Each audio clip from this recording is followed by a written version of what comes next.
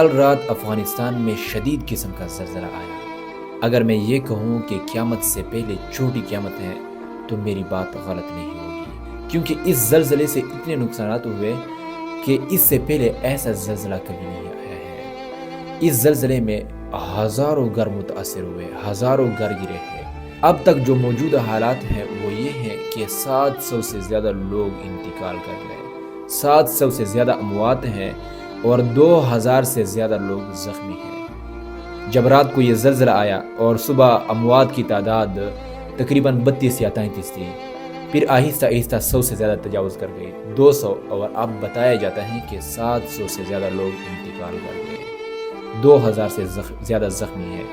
یہ جو زخمی ہے یہ اپنے زخموں کا تاب نہ لاتے ہوئے انتقال کر جاتے ہیں۔ اب آپ ایک لمحے کے لیے خود سوچئے کہ 700 سے زیادہ خاندان اجڑ رہے ہو، 700 سے زیادہ جنازے ایک دن میں اٹھائے جا رہے ہو، تو یہ قیامت نہیں ہے تو پھر کیا ہے؟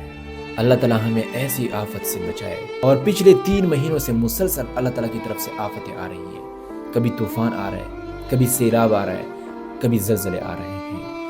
میں نے پاکستان میں نوٹ کیا ہے کہ تقریباً ہفتے میں 2 یا 3 بار زلزلے ضرور آتے ہیں۔ اب پرسوں بھی زلزلہ آیا ہے اور کل رات کو بھی پاکستان میں زلزلہ آیا ہے۔ یہ زلزلے کیوں آتے ہیں؟ جب زلزلے آتے ہیں تو سمجھ لینا اللہ تعالیٰ ناراض ہے۔ اللہ تعالیٰ اپنی ناراضگی دکھانے کے لیے انسان پر زمین کو ہلا دیتا ہے، لیکن آج کل کے انسان پھر بھی نہیں سمجھ رہا ہے کہ ایک طوفان آ رہا ہے، سیلاب آ رہا ہے، زلزلے آ رہے ہیں، پھر بھی یہ توبہ نہیں کر لے گا۔ اپنی مستی میں، اپنی عیاشی میں، اپنی موج میں، جھوٹ، غیبت، سود، ان چیزوں میں ڈوبا ہوا ہے، ایک لمحے کے لیے اللہ تعالیٰ کی طرف تو متوجہ نہیں ہوں گے، اور اس طرح پھر ایک دن اچانک یوں واقعہ پیش آئے گا اور ہم ختم ہو جائیں گے۔ تو اللہ تعالیٰ ہمیں ایسی آفت سے، ایسی مصیبت سے ہمیں بچا دیں۔ تو آج بھی وقت ہے کہ ہم اپنا قبلہ درست کر لیں، ورنہ اللہ تعالیٰ کے ساتھ کسی کا زور طاقت نہیں چلتا ہے، وہ ہم پر بھی ایسے حالات لے کے آ سکتا ہے۔